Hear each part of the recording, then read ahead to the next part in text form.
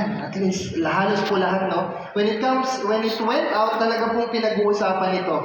And there was one article, and sabi po doon sa article na yan, sabi nung isang nanood, sabi niya, when I watched the movie, it deepened my faith. Sabi naman po nung isang nanood din, sabi, I felt like I need to go to church more. I will moan and groan less. The title of this film comes from the Old English word which means passion, which is the meaning of suffering, and focuses on the final 12 hours of the Savior's life, yung buhay po ni Kristo. Di po ba kung pinanood yung story, marami pong nagsasabi, huwag niyo nang panoodin yan, napaka-morbid naman, kawawang-kawawa yung ginawa kay Kristo. But this is a reality po that even po si Christ, Jesus Christ had to suffer. And sa bilin niya po sa lahat ng mananampalataya ay lahat din daw po tayo will suffer, will be persecuted, will be insulted. Taas po ang kamay ng nagsasabing madali pong maging isang Kristiyano. Meron po ba? Diba hindi po madali. Marami po tayo sa atin na wala na ng mga kaibigan. Marami po sa atin tinakwil ng pamilya. Marami po sa atin tila pag nakatalikod tayo ang daming sinasabi ng ibang tao. Pero I pray that you understand that when Jesus preached His message on the mountainside at the beginning of His ministry, alam niya po kung ano yung naghihintay sa Kanya. And He knew what was in store for His, kanino daw po? Faithful. Isa pa po, parang tulog po talaga kayo. Isa pa po, He knew what was in store for His. Sabi po yung term na faithful, ibig sabihin po sumusunod at nananampalataya. Ano man yung pinagdadaanan, ganda po ng kanta, di ba? Salamat Panginoon, Ikaw ay mabuti, Ikaw ay tapat. Ibig sabihin, faithful followers, ano man ang pinagdadaanan natin, hindi po natin nakakalimutan yung pangako natin kay Kristo. Ang dali po kasing mangako, Panginoon, pag may hiningi ako, magpapakabuti na ako. Huwag ka mag-alala, Panginoon, pag meron po akong hiningi sa iyo at binigay mo ito, hindi na po ako babalik sa dati kong buhay. Hindi po kita pagdududahan, pagtitiwalahan kita ng todo-todo. Pero when you are being persecuted, when you are being insulted, when there is suffering, parang yung pananampalataya natin na-shake. And as we come to the 8th and final beatitude po natin, many of us would like to take a pass on persecution and suffering. Pwede na yung lahat na lang, yung 7. Hayaan mo na yung iba, huwag na po yung huli. Kaya papansin nyo dito, tinakpan ko. Di ba? Huwag nyo na, hayaan nyo na yung huli. And suffering, sana hindi na lang ako kasama. Ito po yung pag-uusapan natin. Hindi po pwede na yung last po na beatitude ay yung verse 10 lang po. Kadikit po kasi yan. Sabi niya po, blessed are those who have been persecuted for the sake of righteousness, for theirs is the kingdom of heaven. Blessed are you when people insult you and persecute you and falsely say all kinds of evil against you because of me. Rejoice and be glad, for your reward in heaven is great. For in this same way, they persecuted the prophets who were before you. Kaya po yung title ng topic natin today. Can you read with me po? 1, 2, 3, go! Ito po yung ayaw nating beatitude. Kaya it's a blessing that no one wants. Let's bow down our heads and let's pray po. Panginoon, buksan mo po ang aming puso at isipan at nang tunay ka po namin marinig at maramdaman ngayong gabi, Panginoon. Marami po dito sa amin pong mga kapatid, kapwa Kristiyano dito po sa CCF Commonwealth, ang marami pong pinagdadaanan. Marami po silang kaibigan, kapamilya, at malalapit sa puso po nila na tumalikod rin po sa kanila dahil sa kanilang pananampalataya. Marami naman po ang narito, Panginoon, na pinagsasalitaan behind their backs, Panginoon. Paano po kaya kami haharap? Makikitungo sa mga taong naninira po sa amin. Ano ang dapat namin gawin, Panginoon? Tulungan mo kami na maintindihan ang iyong salita, Panginoon. Hindi po madali. This is the blessing that no one wants, and yet we want this, dear Lord, because we are your faithful followers. And no matter what the cost, we will follow you all the way, dear Lord. We love you. In Jesus' name we pray. Amen and amen. Yung last na beatitude po, it's the last beatitude and serves as the test of all the others. Nadaanan na po natin lahat. And persecution is as much as a normal mark of discipleship as being merciful is. Di po ba madalas sinasabi natin, bilang Kristiyano, sabi nga po ni Pastor Peter last Sunday, hindi po madali, imposible. Marami po tayong pagdadaan ng pagsubok. Yet, bakit po tayo nagugulat? Diba, parang gulat na gulat po tayo pag may mga pinagdadaanan po tayo. Sabi po dito, the last beatitude is the longest one because it is the hardest to embrace. Pansin niyo po, lahat ng 7 beatitudes, nag-iisang verse lamang po. And yung last beatitude natin is 3 verses. Next, it is the only beatitude with a command. Sabi po ay, rejoice and be glad. Ano pa po? It is the only one with explanation. Pansinin niyo po, 2 lines lang po lahat ng beatitude. And yet, dito po sa last beatitude, ini-explain po ano yung dapat natin gawin. Ano yung kapalit pag sinunod natin ang Panginoon. Pangalawa, ay pang-apat po sabi, it is the only one repeated twice. Pansin niyo po, sa verse 10, sinabi po, blessed. Sa verse 11, sinabi din po yung blessed. Ibig sabihin po, doble po yung pagpapahala ng Panginoon pag tayo ay napopersecute. And last, it is the only one directly addressed to us. Bakit po? The tense changes po from verse 10, sabi niya, blessed are those. Sa verse 11 po, ang sinasabi niya, blessed are you. Kaya po, diretso ang patungo sa ating lahat. And last week po, pinag-aralan natin yung about peace, peacemaking. In the midst of conflict, ano po ba yung mga dapat natin gawin? Kaya po, pag maintindihan natin yung beatitude, it's like an equation. Bakit ko po yan sinasabi? Because, if you are the person of verses 3 to 9 dun sa beatitudes natin, then you will get the persecution of verse 10. Bakit ko po sinabi yan? Number 1, pag sinabi mo poor in spirit ka, many people will say, napaka-self-righteous mo naman. Sige na, ikaw na lang ang tama. Sige na, ikaw na lang ang matuwid. Pag you mourn over sin or ayaw mo ng kasalanan, sasabihin ng ibang tao, masyado ka namang malinis. Ayaw kong makasama ka. No one wants you around. Ano pa po? If you are a meek person, baka maliitin ka ng tao. Walang gustong makasama ka kasi gusto ng mundong to, sinasabi kailangan matapang ka, kailangan lumalaban ka. Hindi pwedeng gentle. Pag sinabi pong hunger and thirst, you hunger and thirst for righteousness, parang sasabihin sa'yo ng mundong ito, nawala yata yung kaibigan namin. Parang anong ginawa mo sa kaibigan namin? Nawala ah. Di po ba sabihin sa isa kang religious fanatic, pag sinabing merciful, grabe ka naman, anong binago sa'yo? Ang binago yun. Nung alive-alive mo, binago ka, masyado ka nang magtiwala ngayon. Ano pa po? Yung peacemaker, sabi, maghanda na daw po tayo sa laban kung tayo yung peacemaker. The more we strive to be pure in heart and feel the tension of the world that lives on lust, the more we strive on peace, the more we are to get ready for war. Kasi kalaban po natin yung kabaligtaran ng mundong ito. Alam niyo po, our faith begins, our faith develops, and our faith matures as we live out the first 7 beatitudes. But ang pinagkaiba po nung last na beatitude, our faith is then tested when we come to the last one. Tinuturo po sa atin nung first 7 na, sige, magsisimula kang manampalataya, lalago ka at lalalim ka. Pero dito sa huling beatitude po, tinuturo sa atin, so ano na? Tunay ka nga bang Kristiyano? Mabubuhay ka ba? Tatanggapin mo ba na itakwil ka ng mundong ito, pero tatanggapin ka sa langit? This is the cost of discipleship. Hindi po madali. Hindi po madaling maging Kristiyano. And many times, we have become too comfortable in our seats. Kasi wala namang pong persecution sa Pilipinas.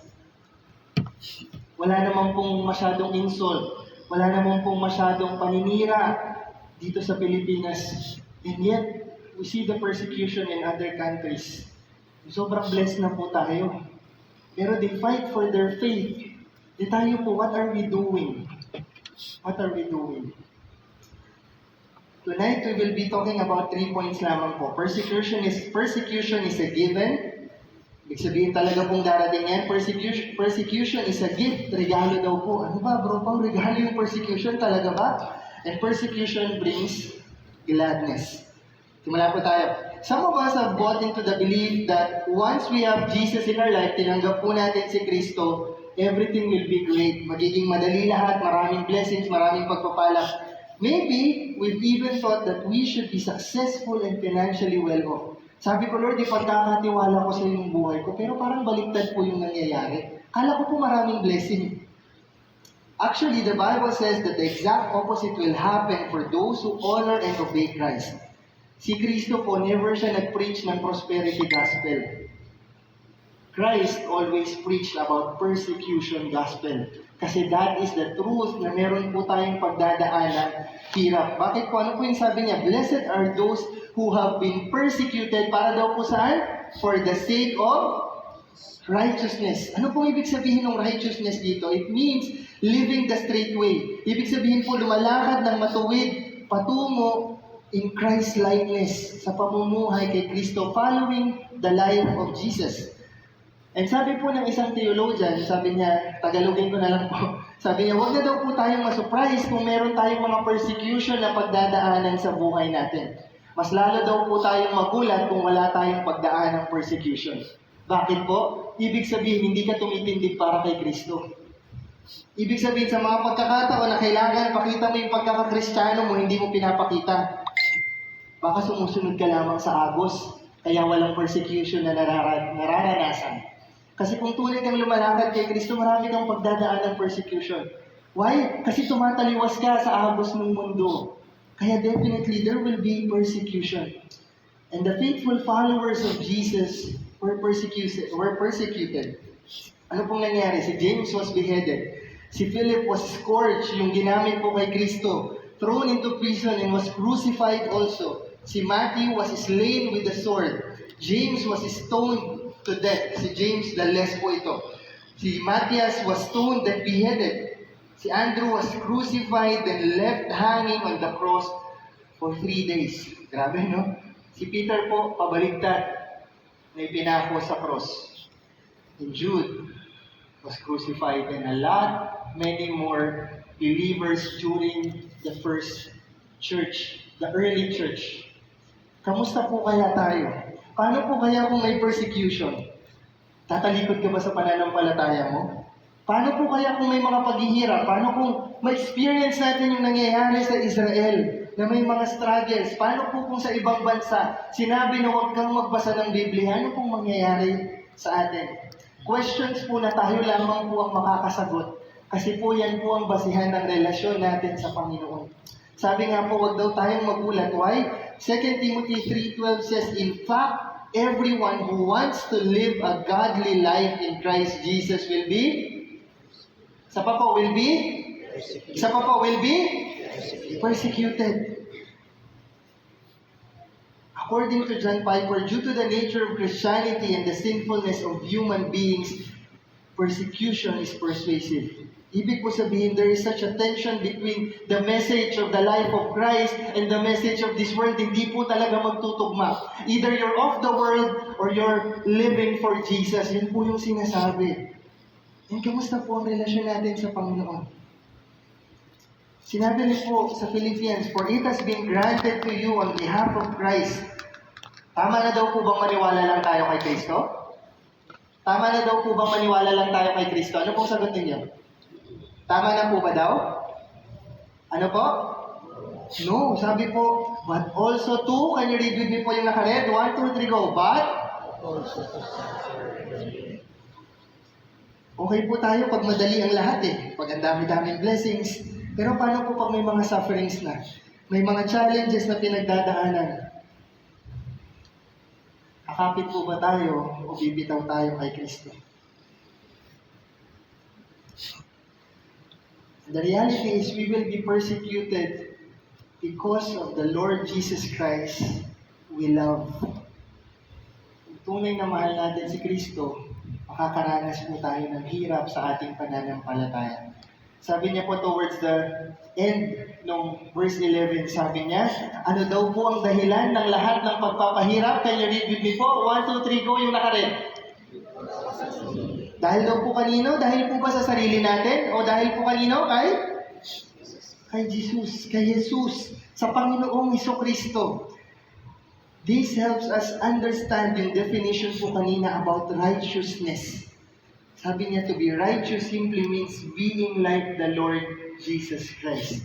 Kung si Kristo naghirap, tayo rin daw po maghihirap bilang Kristiyano.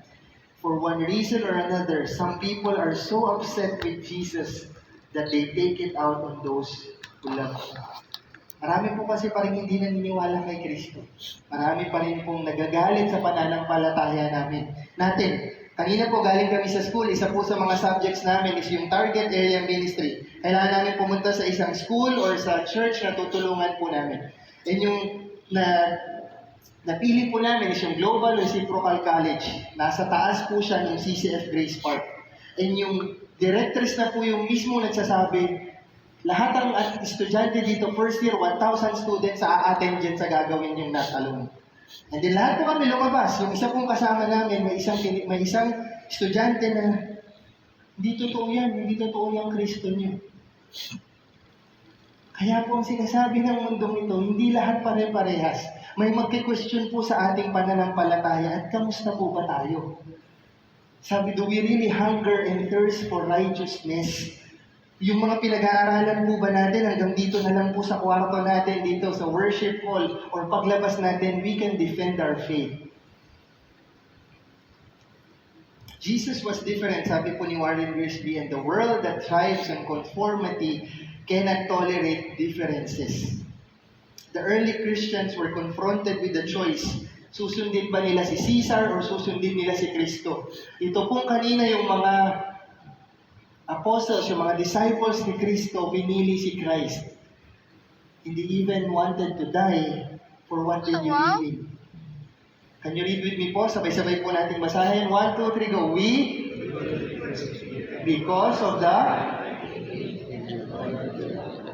Kasi po kung tunay tayong Kristiyano, makikita ng ibang tao yung pagkakaiba natin sa mundong ito. Yung buhay natin kakaiba. Countercultural, counterintuitive, hindi po parehas ng buhay ng mundo, kakaiba po. At yung pangalawa, because of the Lord we love. The life we live and the Lord we love. Sabi niya po, blessed are you when people, insult you and persecute you, and falsely say all kinds of evil. Ano po yung mga makikita natin dito na mga paghihirap daw po ng isang Kristiyano? Number 1, verbal insults. Nakaranas na po ba kayo na kini-question ng pamilya niyo yung pananampalataya niyo? Yung ikaw lang yung Kristiyano sa pamilya. O di kaya iba yung pananampalataya nila, ayaw nilang tanggalin yung santo sa bahay. Tapos nung tatanggalin mo, na galit sila. Sabi pa, mamalasin tayo pag tinanggal mo yan. Pinalayas na. Ang dami na pong sinabi. Taunt, defame, paninirang puri, hurted insults. Jesus experienced that. At tayo raw po, kung mananampalataya tayo ng tunay sa Panginoon, we will receive verbal insults. When you are insulted for what you believe, you're on the right track. Ulitin ko po, when you are insulted for what you believe, who is Jesus Christ, you are on the right track. Okay lang po yan. Huwag po tayong mainis, huwag po tayong panghinaan ng loob. It's the more na kailangan tayong kumapit sa Panginoon. Kasi unang-una po, kailangan alam natin kung sino tayo kay Kristo. Dapat po alam natin yung identity natin. No matter what the world says who we are, alam natin kung ano tayo kay Kristo. Kung sino tayo kay Kristo. And next is the persecution. These are called physical attacks. The word persecute means to chase away or to pursue with hostile intent. Yung papahirapan ka. Yung iba po pinapatay, yung iba binibehead, yung iba po, di ba, yung sa Mindanao, pag alam na Kristiyano ka, dati po matindi yung persecution ng mga Kristiyano. And I pray na wag po natin katakutan yun. Madali namang sabihin sa'yo, bro pa, wala ka pa namang na-experience na persecution. Alam niyo po, nung nag-ministry week kami last year, nandun po kami sa Maharlika Village. Ganun po pala yung pakiramdam. Pag nandun ka sa Maharlika Village, may pupuntahan kami na isang pastor, nandun na siya for 30 years. And many times naka-receive na siya ng death threats. Sinasara yung kanyang, ang ginawa niya po parang tinutulungan niya yung mga kabataan. Sa Muslim culture po kasi may tinatawag silang kafir. Yung kafir po, pag tumalikod ka sa pananampalataya, tiwalag ka na sa kanilang pamilya, pati pamilya. And yung mga pamilya po nila, i-persecute nila yung mga bata, sabihin kafir ka na, syempre yung mga bata matatakot. Ito pong pastor na to, talagang pupunuin niya ng salita sila at sasabihin niya, hindi, huwag kayong matakot. Sabi ko, madali lang pala yung pakiramdam. Nung papasok na po kami doon, hindi po ako makatingin sa mga Muslim. Nakayuko po ako. Kasi sa takot, ganun yung pakiramdam. That's reality. And nung magpipreach na po ako, sabi niya, ba't nagtataka po ako lahat sila tingin ng tingin sa likod? Sabi ko, bakit kaya? Siguro may hinihintay lang. Inatapos na po ako. Para kung yung tamang pace po ng pagpipreach, tinanong ko po yung pastor, bakit po kayo tingin ng tingin sa likod? Kasi minsan nilalang kami dito. Swerte ka pa nga, hindi ka nalak. Ganun po ba? Sige, last ko na po ito. Di ba po in reality, mag-iiba po ba yung pananaw natin pag there's a threat in our lives? May gagawin sa atin, masasaktan tayo, mamamatay tayo. Bibigay ba natin yung buhay natin para kay Kristo?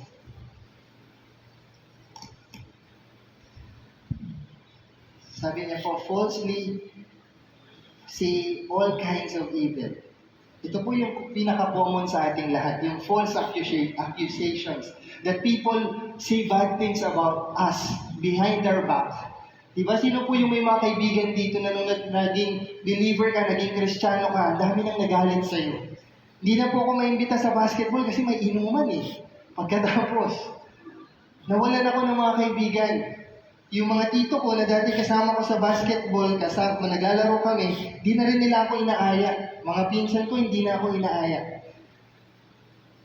Alaman lamang ko, they were saying bad things about me. And how would you react pagka pamilya mo na yung nagsasabi behind your back ng masasakit na salita? Ano pong gagawin natin?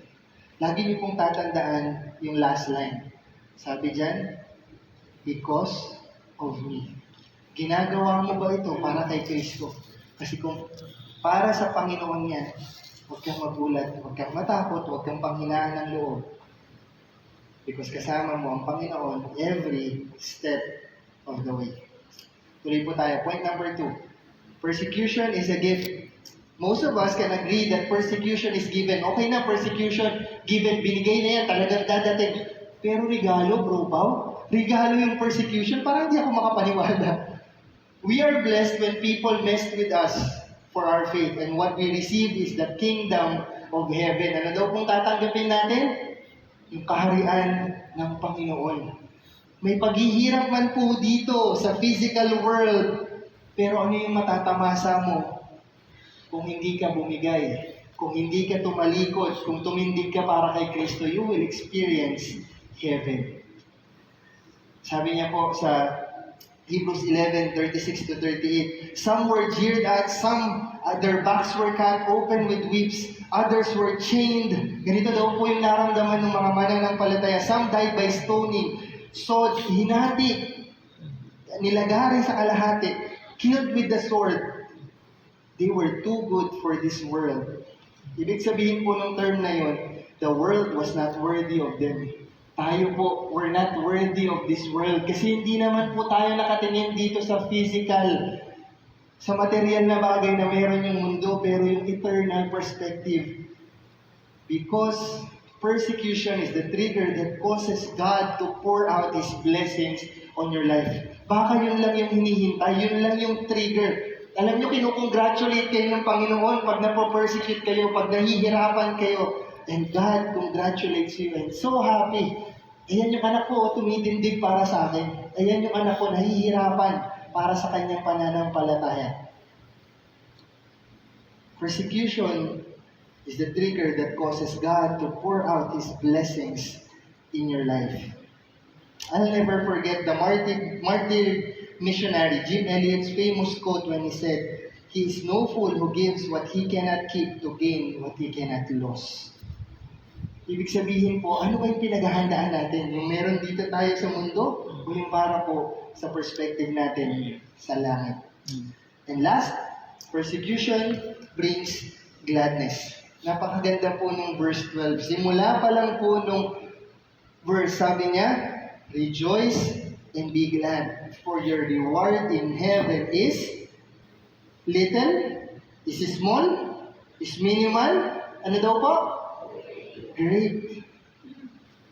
As we read the Bible, as we hold on to God's Word, panghawakan po natin yung promises niya.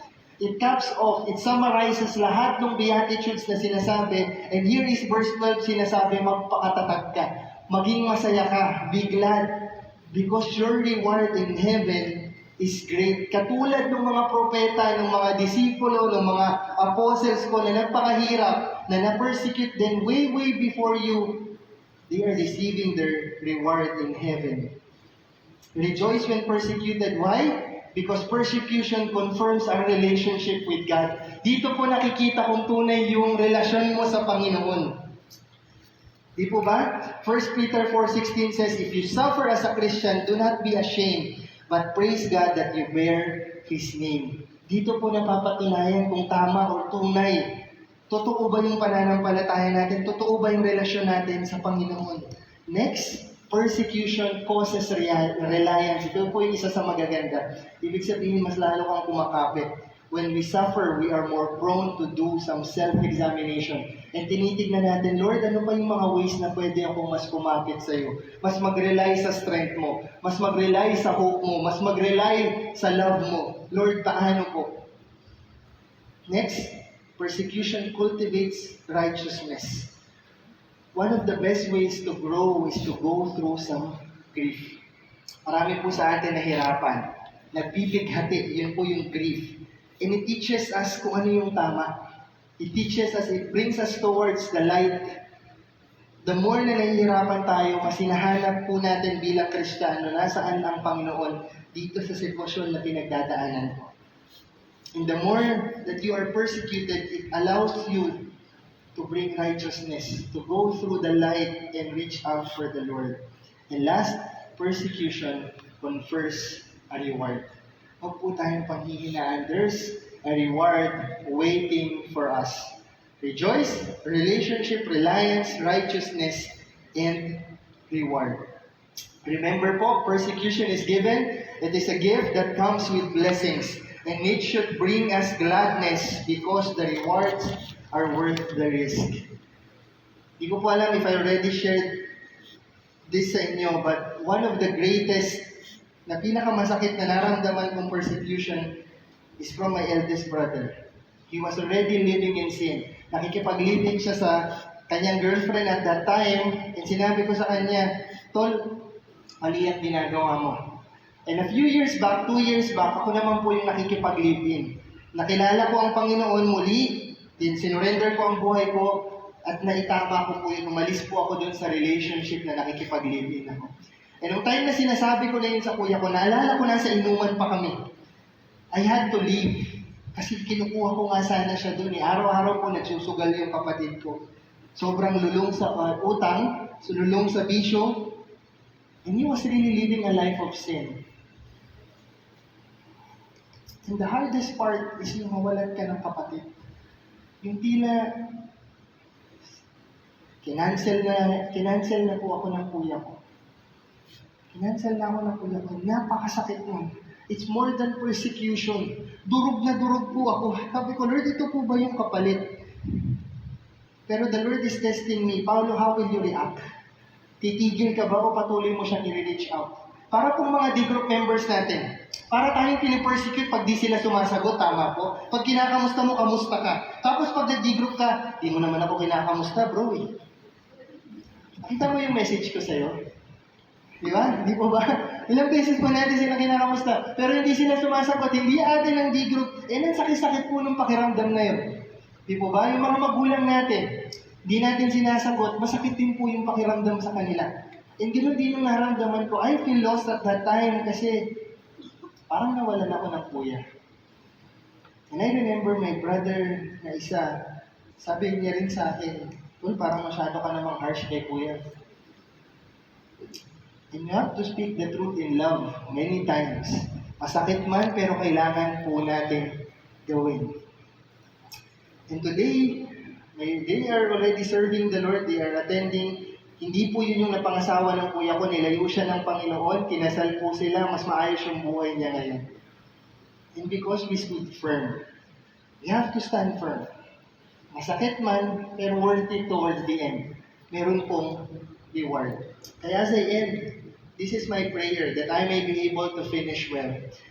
That I may finish my race with joy and the ministry which I receive from the Lord Jesus Christ to testify to the gospel of the grace of God. This is the blessing that no one wants. Let's pray. Panginoon, maraming salamat po because we know that we are blessed because there is persecution, because we are being insulted, because there are falsely accusations behind our backs. Dalangin po namin, Panginoon, na sa harap ng persecution, hindi po kami tatalikod sa iyo. Pero patuloy po kaming lalakad, knowing na kasama ka namin every step of the way. Panginoon, patawarin mo kami sa mga pagkakataon na tumahimik na lang kami. Kasi ayaw namin ma-judge kami.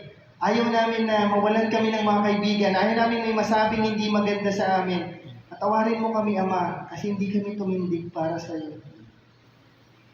Kaya namin tumindig sa mga politiko. Kaya namin tumindig sa mga pananampalataya, paniniwala namin iba't ibang bagay. Pero Panginoon, hayaan mo kaming tumindig para sa iyo. Yung may eternal value, Panginoon, yung may reward that is waiting for us in heaven at hindi kami titingin lamang sa meron dito sa lupa, Panginoon. And Lord, I pray that as we stand firm in our faith in you, no matter the persecution, the insult, the falsely accusations, dear Father, we will always hold on our faith on you and put our hope upon you, Panginoon. That even if nawalan kami ng mga kaibigan, kapamilya, kapatid na lumayo sa amin, gagamitin mo kami, babalik mo, bibigyan mo kami ng pagkakataon na makapagbahagi ng salita ng Panginoon sa iyo, sa kanila, Panginoon. Huwag sana kaming panghinaan, Panginoon. At sa mga nasasaktan po ngayon, dahil sa mga sitwasyon na pinagdadaanan nila, dalangin ko po, Panginoon, mangibabaw ang kapatawaran at pagmamahal na nanggagaling lamang sa iyo. Hindi man po madali, Panginoon, pero we are blessed because ours is the kingdom of heaven, because we will forgive, we will love, we will stand firm because of you, because of our relationship with you, O Lord. And we will not rely on our own strength, but we will rely upon you alone, Panginoon. Lahat po ito, tinataas namin sa napakabuti mong pangalan. Amen at amen. Ito po ang ating discussion questions. Dalawa lamang po. Balik po ako after 10-15 minutes. Pag-usapan niyo po and maybe we can share yung mga natutunan niyo po. Bahagi niyo po para matuto naman po ako din sa inyo. Salamat po. Sabi dyan, what have you learned tonight? Nabago po ba yung perspective niyo towards persecution? Dati natatakot kayo, ngayon parang binigyan kayo ng courage, ng tapang ng Panginoon.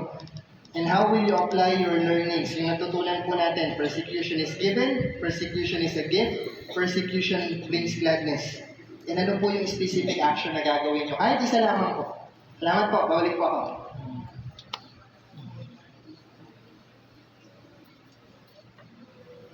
Kape na. Kape na. Ayaw na. Ayaw na. Kanina pa ako nagkakape. Wala na pangalan mo? James po. Matagal ka na umaatan dito? Walk-in na. Awa ka Ay, yun. umatin lang po dito kasi mama ko. First time? Sa Bible study po. Pero umaatan ka pag Sunday. Umaatan ka ng LV? Po. Nung nung wala pa pong klase. Ano wala? Kasi may schedule po na sa akin. Tatay Alvin? Pastor Alvin actually.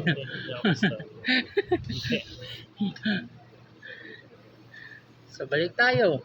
Number 1. Kuya ko yung pastor, di ako. Soon. Wanna share one or two?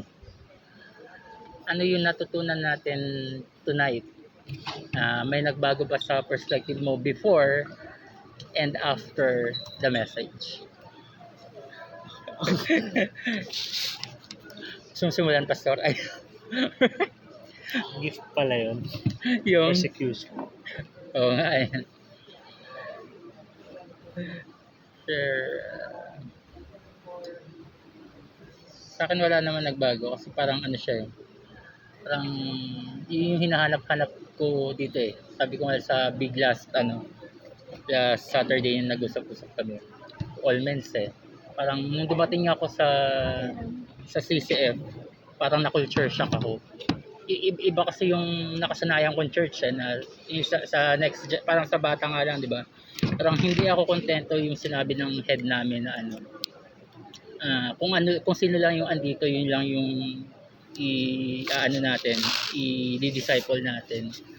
Ay, sorry. Nakala